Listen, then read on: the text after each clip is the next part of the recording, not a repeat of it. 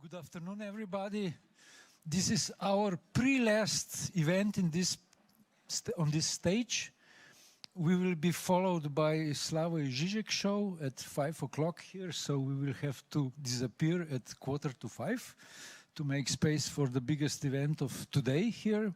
But before we start, we leave the stage to others. We will do a short debate on the question, what is a book?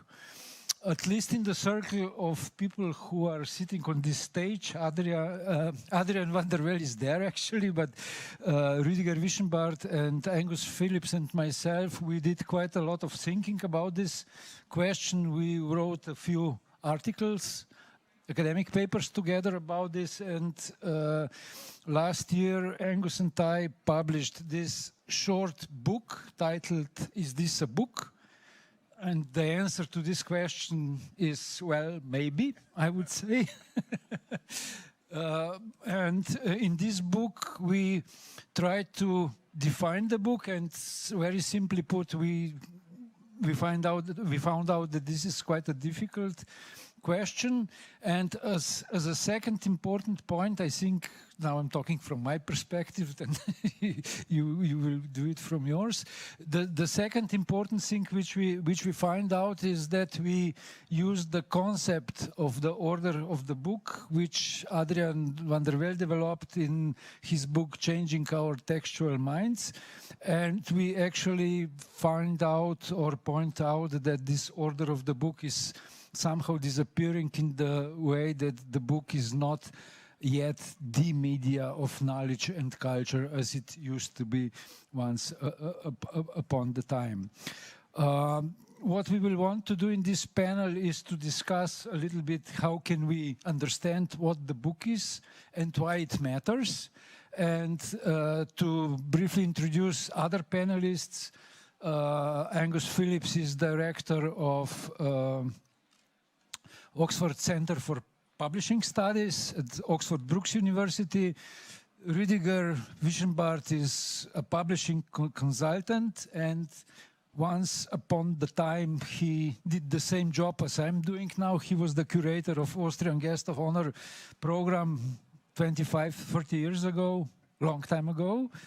And Ted McIlroy, coming from United States, Ted is working on the intersection of technology and publishing, and he's writing very interesting column about a blog about the things which we will discuss today. But let me start with a very simple question. What is a book? And perhaps, Ted, can I start with you? Should I grab a microphone?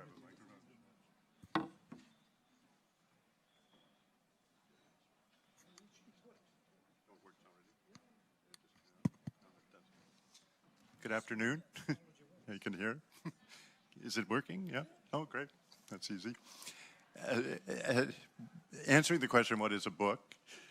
At lunch today, I told the people who I was dining with that I would be speaking on this panel, and I told them that the question would be, what is a book? And the first response I got was, who cares?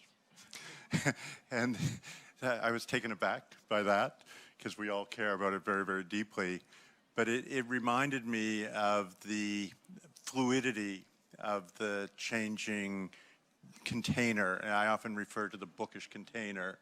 And I think we're all looking at that container and deciding that this thing that we've always decided was a book, it still is a book, but it's no longer a useful definition to say this is a book. And so we're in an open playing field now. Enough for me. Okay, well, if I might answer to the question, who cares? You know, I need at least two institutions. One is tax authorities, yes, in those countries where lower VAT is applied to the book, and some crazy publishing statisticians, because if you want to do publishing statistics, you want to know what you are counting. But I will leave the microphone to Rüdiger here. I have a very simple answer. A book is a container for complex content. Does it have to be a container? It has to have boundaries. Yeah. I will go into the detail later. Okay. I was asked for definition. That's my definition. Okay. Angus? Well, if you read the book, you'll find in more detail our definition of what a book is. But Adrian, Rudiger, and Miha and I came up with the book as an information architecture. So we recognize the architecture of a book, and it involves long-form reading. So reading is an important part of the definition. And we go on in the book to develop a model around the book, which we'll probably talk a bit more about in a minute. But it's quite a slippery customer, the book, as we shall find out. I would disagree with the aspect that necessarily a book includes reading as a concept. I stick to my phrase, container, complex, content. Okay. Well, one of the questions I had when I was thinking about this on the train on the way here, why was comic books not included in your discussion when you prepared, is this a book? Well, we do. I mean, we looked at outliers such as colouring books, and again, we can talk about that example. I mean, the colouring book is a book because it takes advantage of the tax regime of books, but it's not a book that involves reading, and there's no reading involved in there. But we're quite happy to accept colouring book as a book because publishers made lots of sales from them over the years. So, but it's, yeah, the tax regime encourages outliers to come within the frame of the book.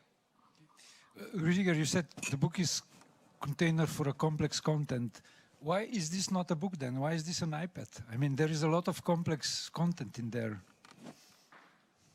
That's a good question. I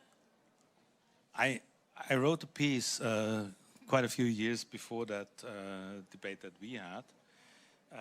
And let me quote just a very short sentence out of this.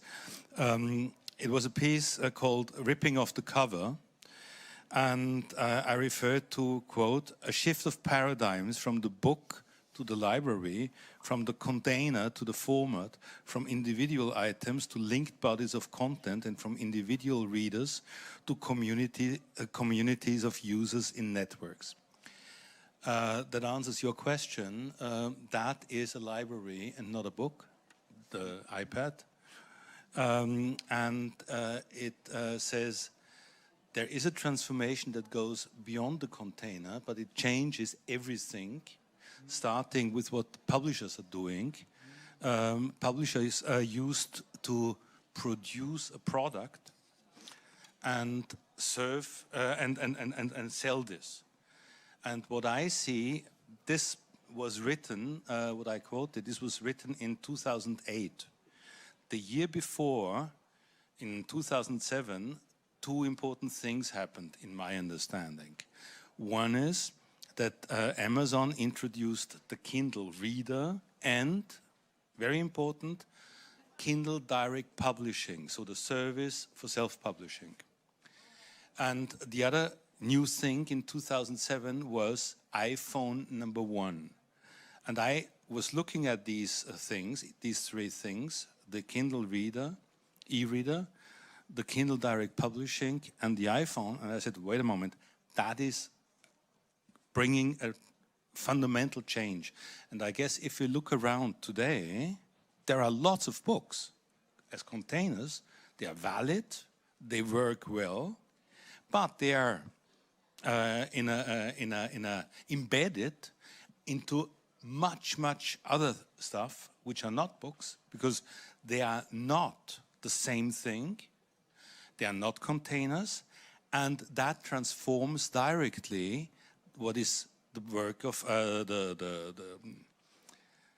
vocation of publishers, as they less and less produce just products, books, and more have to transform themselves into service providers, providing services to access containers and other stuff, libraries, etc.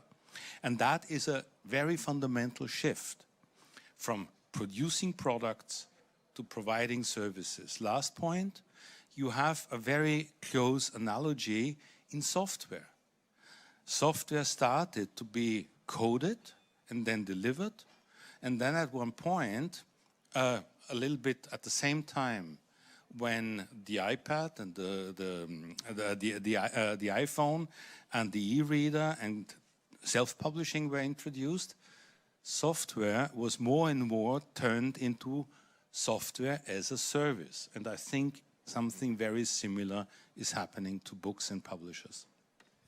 Just one question, and then I'll leave you alone for a while. You said book is a container with a complex content. Why is that not a DVD with a movie, a book? Because the DVD is a container, a flat one. It's a different container. Okay, but in this case, no pages. You have to define the container if you want to. Yes. Yeah. Yes, but I just for you see, just to start the conversation, I thought the shorter my definition is, the better.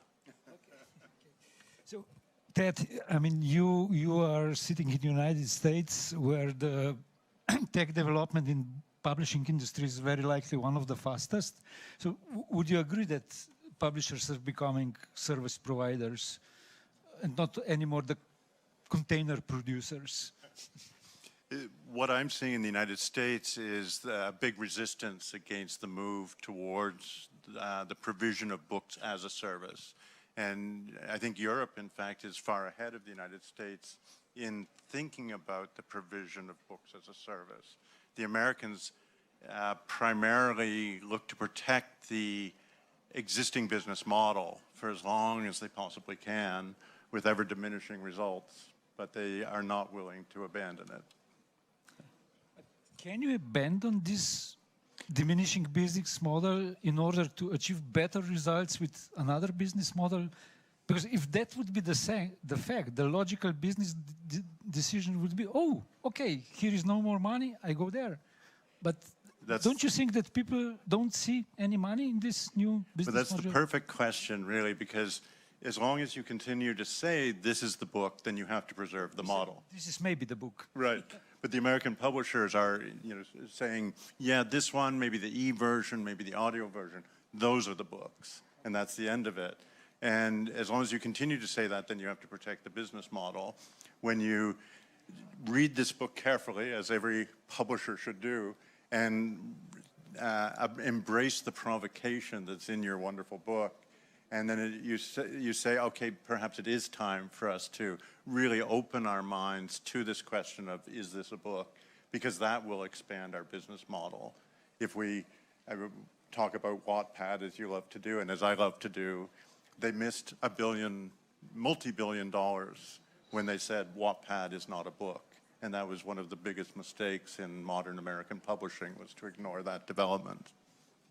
When Steve Jobs launched, I think it was the iPad 2, and he demonstrated the Solar System app on there, and Faber called it a book. And I said, why are you calling it a book? And they said, we can charge more for it if we call it a book. And that's the book business model, that you can take content and you can package it up as a book and you can charge for it. And it's meant to be quality content. And so, yeah, that's how we can differentiate a book from a text online or a manuscript in someone's drawer, is that it's part of the book business model, and then you'll get publishers are creating value out of it. That's good. Just for my understanding, so your definition of the book says we can charge more for it.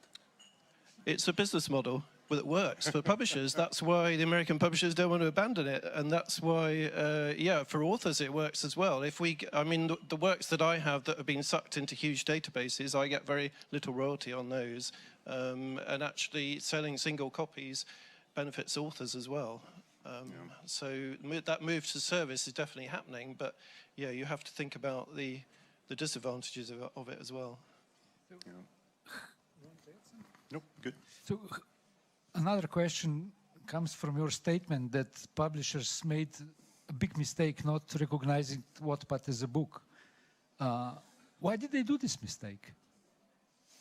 And how could they recognize it as a book?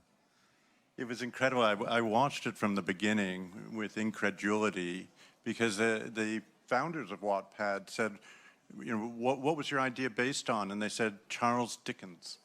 That was the idea behind Wattpad. The serialization that Charles Dickens had done was the inspiration for Wattpad, and everybody somehow missed it.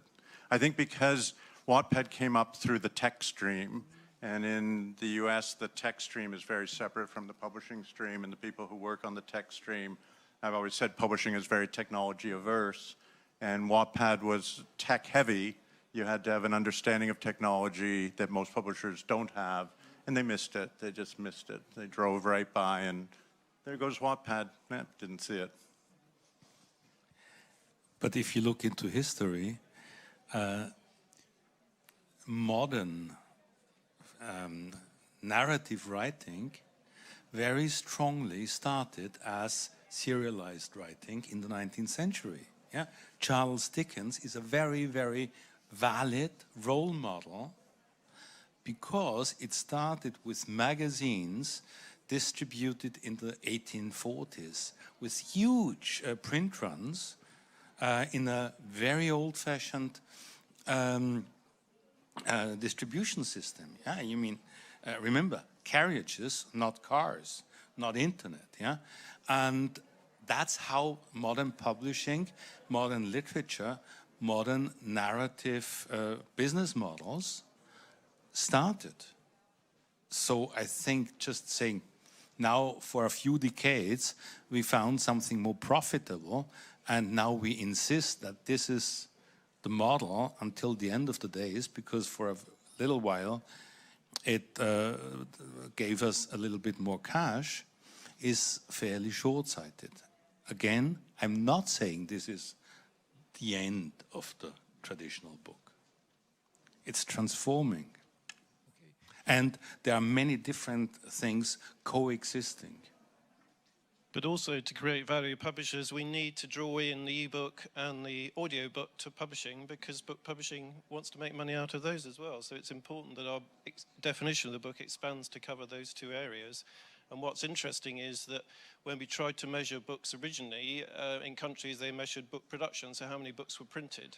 They didn't know how many were sold or read. And now we have consumer data, so we can talk about how many books are actually bought, but we still don't know how many books are read. But if you look at ebooks and audiobooks, you start to get usage data, and we can start to measure what people are reading and how much they're reading. So there is a step there that we haven't taken yet because we don't have access to all that data. But there's some quite interesting things that could be explored around that, I think. And obviously Wattpad has that kind of information, and Amazon has that kind of information.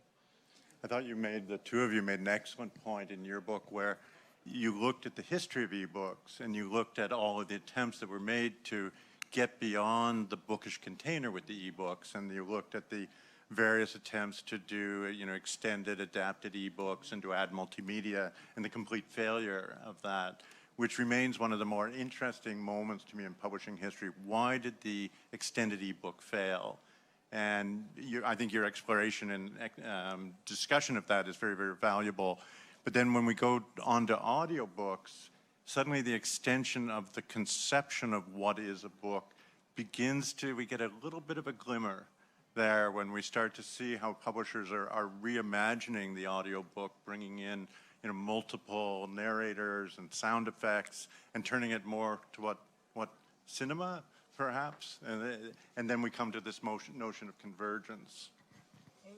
That's, I would say, another interesting question. I mean, is this still a book? Because it's quite obvious.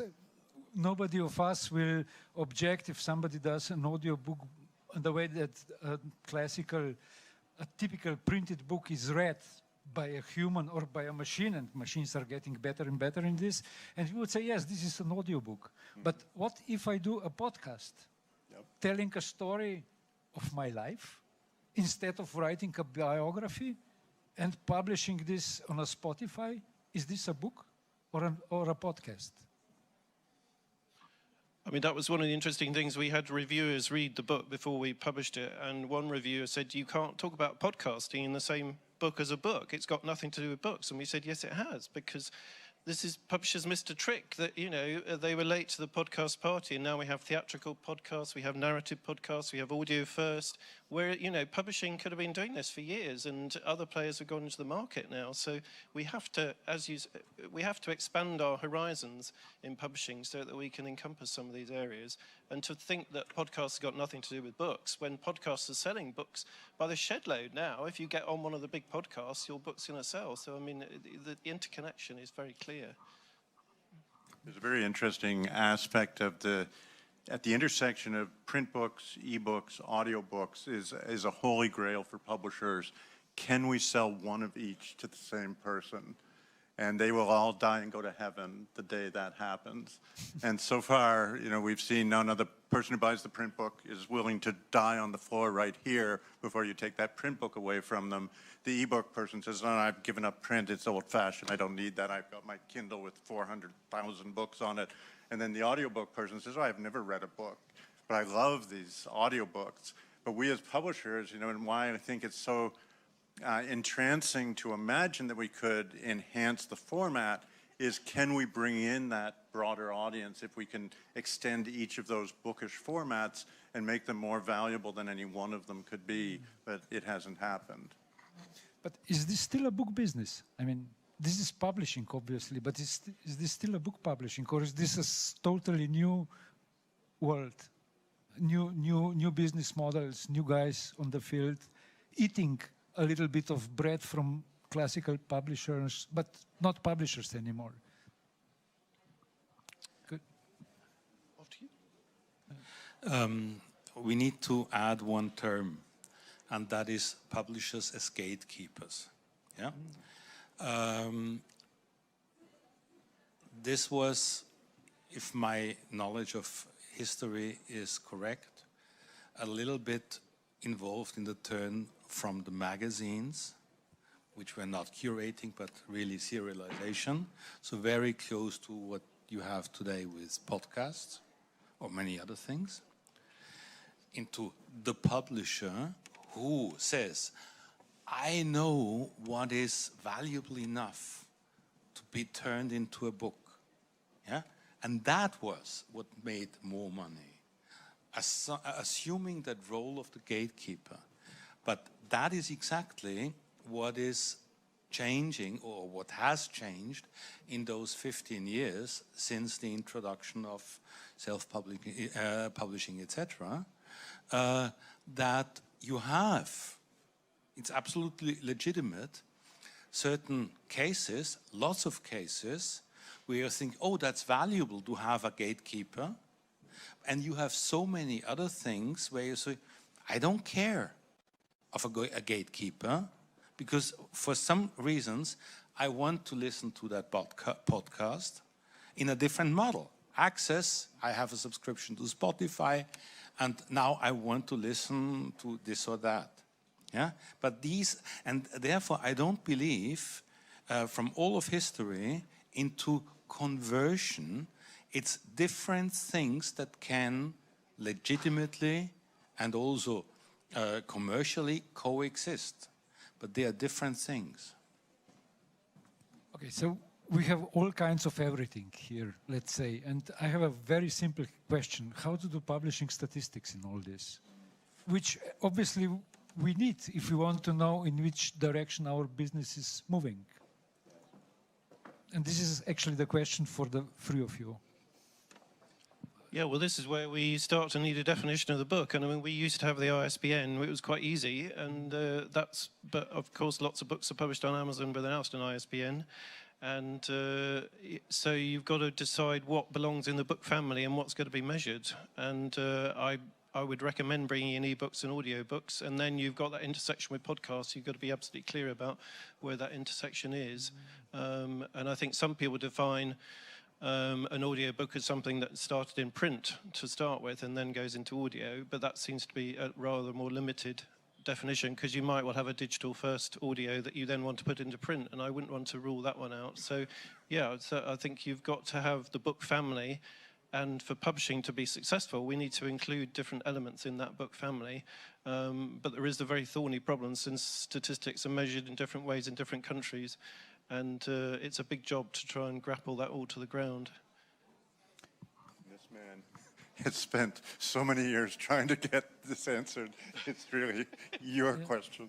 I had a conversation earlier this afternoon with someone who has quite good insights into some market statistics, and who said, well, we assume that self-publishing in the US alone has revenue or a market value equivalent to $2 to $3 billion. Two things. That is roughly the size of Penguin Random House in the US, which we are missing in all those ISBN-based statistics. Yeah? There is a Penguin Random House out there, embraced by consumers, making lots of money, two authors, which reasonably we cannot really count with the same tactics that we apply in our book statistics. What I suggest is there are two different things that coexist. Yeah? So we may better not say we have one parameter and that is what we count, but we say we are confronted with different things, not one soup, but a salad bowl where you have leaves of lettuce and tomatoes and onions.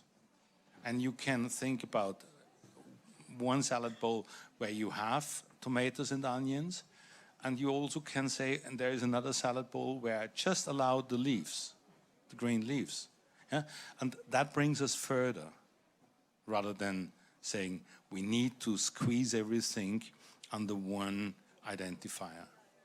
And by, just a sec, that by self-publishing, you mean electronic e-books and printed books? Everything that is, I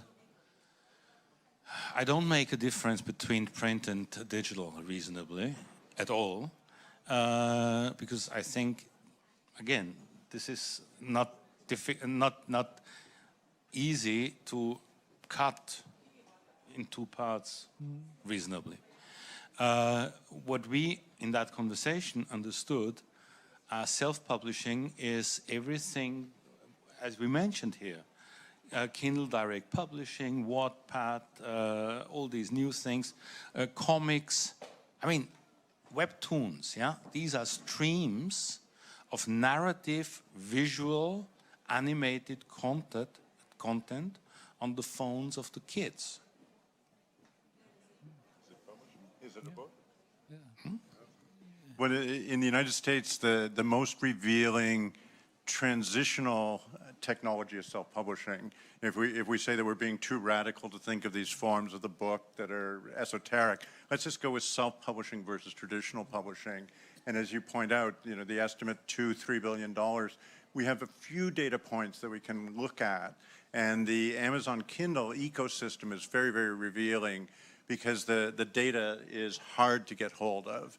It breaks into two parts. The one part is the sort of traditional model that Amazon has, where you can publish an ordinary book through Amazon, which can be either print or digital or audio, all three. And those come through with a traditional royalty model, albeit with a far more generous royalty model than we're used to seeing in traditional publishing. But the either, to me, more radical aspect of Kindle publishing is this KU, the Kindle Unlimited. And that's one which is really a book as a service, essentially, model. And the royalty is not based on a percentage of the cover price, but based on a total pool of pages read. And once a month, Kindle announces how much money they're contributing to the authors in that pool, which is currently about $50 million per month. So $600 million per year in what are author royalties reimagined. When you think just the royalties, not the turnover. That's the royalties. And so then underneath that, a huge amount of revenue. Just to put this number to the Slovenian context, the yearly turnover of Slovenian publishing is around 60 million. So that's where we are. And this is just the royalty is 10 times that. Yeah, it's extraordinary what we're missing underneath the surface. Very hard to pin down, though. Yeah.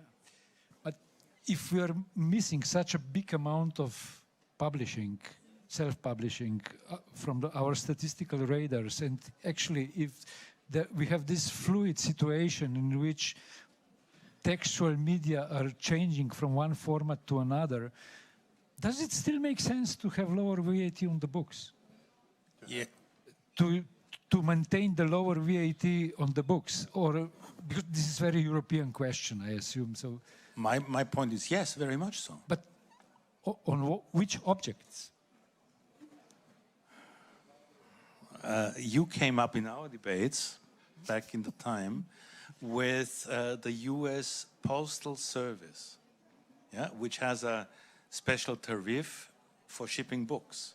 Yep. Yeah, you pay less for 500 grams of book in an envelope that you send to someone as compared to 500 grams of screws. Yeah, and that's okay. I think that's practical. Saying these containers have a symbolic value, and we can explain this, and that needs a certain support. For instance, reduced postal fees, reduced VAT, you name it. This means that the same book in printed format is has lower VAT, but if you move the same book to the e-book, then you lose this lower VAT, and that's something what we were fighting against in Europe. Here I'm at the end of my wisdom. Yeah? Okay, Angus. Well, no, interestingly, in the UK, there's no tax on the printed book, and during the pandemic, the tax on the digital book was removed as well. So we have 0 rate on. So on that basis, the e-book is also a book because it's taxed in the same way as the printed book. The argument over the audio book has not yet been won, but it benefits publishers, it benefits readers, and we have to stress the value of reading in society, the value of books in society, and maintain that low tax regime. Okay, but to what? Lower tax regime to what? Well, we know, because there isn't tax on the printed book, there isn't a tax on the e-book. Okay. Well, at the beginning we mentioned reading, and you had some objections about including the reading into the definition of the book. And historically speaking, actually it was reading which was the reason why books are taxed. The taxation of books is lower, because reading is a way how we access knowledge, it's the way how we broaden and deepen the vocabulary, and this was the reason why authorities decided, let's say, 100 years ago to introduce lower VATs on books. So if we abandon reading from the definition of the book, shouldn't we abandon lower VAT on the book? Now I'm talking as a text authority guy. No, we should not, because in what you are emphasizing, when you say that brings value, that is very closely linked to education, yeah? And education deserves support. I guess that is easy to argue.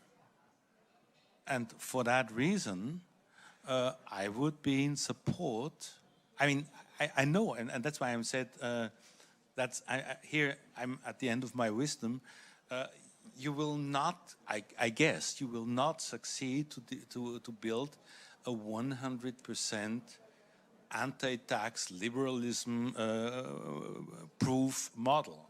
Yeah, you will have some gray zones, which that is politics also, where you need to say, I want to have that, and then you can have a fight and others are against. That's okay, that's politics, yeah, in a positive sense.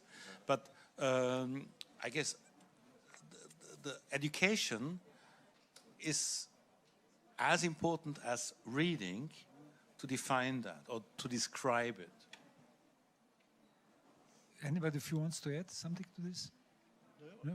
Okay, then I have one more very speculative question, again for the three of you. My question is very simple. How do you expect that AI will change publishing and book landscape? I know that this is the same as I would ask you in 2010 how smartphones will change our lives. And your answers would be very likely wrong, but still nobody will remember this discussion. So let's speculate a little bit. It's been wonderful fun to be alive in this era of AI coming into the book publishing industry. I haven't had this much fun in 20 years. And it couldn't be more exciting to take up this question of the book against the intersection of artificial intelligence. And we're just seeing publishers beginning to grapple with it. We're seeing authors grappling with it separately. I'm working with publishers who are trying to internalize the technology, and whenever we bring it in at this early stage, it does come up against, is this a book? And AI seems to keep saying, no, no, I want to tell you a book is something different. And I think we're going to see some tremendous redefinitions with AI coming into the industry. Well, yeah, no, exciting times. AI can read books for us, it can write books for us, it can write books to order, it can translate books from any language to another one at will. And so, yeah, I mean, a fundamental challenge to the whole publishing industry, fundamental challenge to the business model that we describe in this book. Because how do you recompense authors if their content has disappeared into a huge database and spewed out as a new novel in another form? So yeah, I mean, the big implications, but in terms of a definition of the book, yeah, I mean, if it's written entirely by AI and read only by AI, is that a book with no human? We don't like to think so, but potentially it could be. I played with a thought experiment when these protests by authors, which I think are justified and reasonable, but complicated, when they appeared. You know, authors saying AI is reading our books, absorbing the insights, and charging for repurposing them, and that's unfair. Yeah? And I thought, wait a moment, thought experiment. I am a student. I go to a university, perhaps even a public university where I do not need to pay fees. I absorb knowledge from the teachers who have their educational teaching materials from books, but they will not be able, reasonably, to charge us for what they copy-pasted and condensated and reworked in their teaching. I absorbed this, and then in my doctoral thesis, I turned that into another book, which is published by a good publisher. And if I want to read it, I have to pay that book. So wait a moment, isn't that a very similar repurposing as compared to what AI is doing? Of course, by intuition, I say, yes, that's different because there is a company and not a student, and why would they charge me afterwards, and I didn't consent that a teacher is turned, etc., etc. But the thought experiment, I think, makes it clear we are standing here on very shaky ground. The second thing is simpler. I guess, I mean, I'm in no way near being an expert on AI. I tried to understand a few things. And I realized that in many things that we use today on a daily basis as a routine, in the background, AI is running and helping that. If you do a Google search, that is linked to AI running in the background, giving you results based on what Google knows about your routines, etc. And I learned from one AI researcher that these researchers assume almost in anything that is digital, in the very near future, some kind of AI will be involved. So I expect, without knowing, that that will be very much every day, and you know much more about this, and it will be rearranged very much of what we are doing when it's connected to knowledge, education, entertainment, etc. There's no going back. We're not going to be able to reclaim, put this genie back in the box. I read in Wired magazine that you can get a bot, AI bot, to attend meetings for you, and I was thinking, well, if everyone at the meeting is an AI bot, is that a meeting? Do you need some humans there? And so maybe with a book as well, we need to start thinking that it involves a human reading it and a human intervention. You know, Yeah, but in this case, if the boots can go to meetings without us, then this means that we have a lot of meaningless meetings. That would be my comment, which should be abandoned. But you know, as an old conservative in this situation, my answer to you would be that if you want, I still believe that if you want to use AI, you need to have something in your head. A stupid person can do just stupid things with AI, but a smart person can do a lot of smart things with them. And the main question still remains, how do we become smarter? And here, as a Slovenian, I have a bit conservative answer. I think that we still need to read the books, long and complex books, if we want to do smart things with our tools. And AI is still a tool, hopefully. It is a tool. Yeah. But to do a little bit of advertisement, on Friday at 4 o'clock, we will have another discussion here about AI with Naomi Barron from United States, who is actually sitting at the back of this hall, and with Maja Lund, a Norwegian writer, and we intend to discuss the creativity of writing and AI and all these kind of interesting things here. And also the session on AI and translation. Oh yes, On 1 o'clock Friday. Yes, that's another interesting issue. Can the machine do better translations than Not humans? better, but Yeah. Okay, so we have a few more minutes. So my question is there any question or a comment from the audience? Yeah. Hi, thank you for this really interesting panel. I was just listening to you, I was just wondering whether the book is the same thing all over the world. Because you've been talking a lot about Anglophone contexts, but you're from Slovenia on the Slovenian pavilion. So I was wondering whether in smaller book markets or smaller literatures, the book is actually the same object or thought of in the same way as it is in the big book markets. Just one reply from my side. Regarding these smaller book markets, one of the very interesting issues is to what extent these small book markets are actually part of the global Anglo-Saxon market. Because at least to my knowledge, which is, let's say, based on an educated guess, knowing Slovenian book sales, I would say that at least 20% of Slovenian book market is in English. Not written in Slovenia or produced in Slovenia, but of course consumed from this global content which we have available. And today we had just one very interesting panel with two Slovenian writers who doesn't sound Slovenian because they use pen names, but who are actually quite successful in Anglo-Saxon book markets, written books in English and pretending that they are actually English. So this is another cultural shift which actually take place because of digitization. It would not be possible, this shift to happen without all this content being accessible online.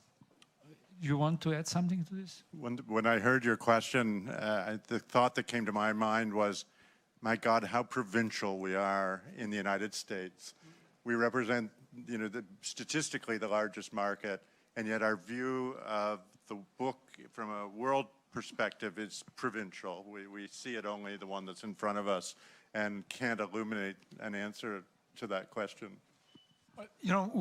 One of the interesting questions regarding this publishing statistics is actually what kind of percentage of US book market is actually international? Because a lot of sales via Amazon goes actually to Europe and to China and to other parts of the world. So your perspective really is provincial, actually, regardless of the fact that you are very much global.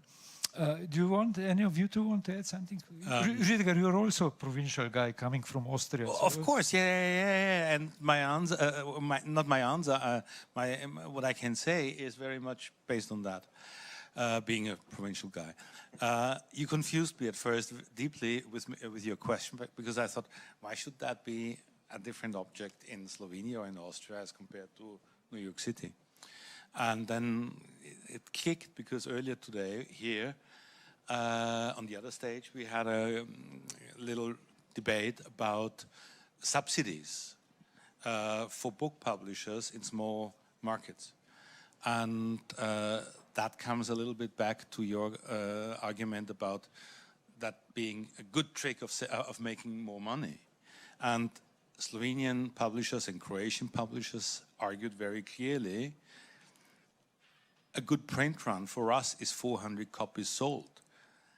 No way of commercializing this successfully, because production cost and administration, etc., will be higher.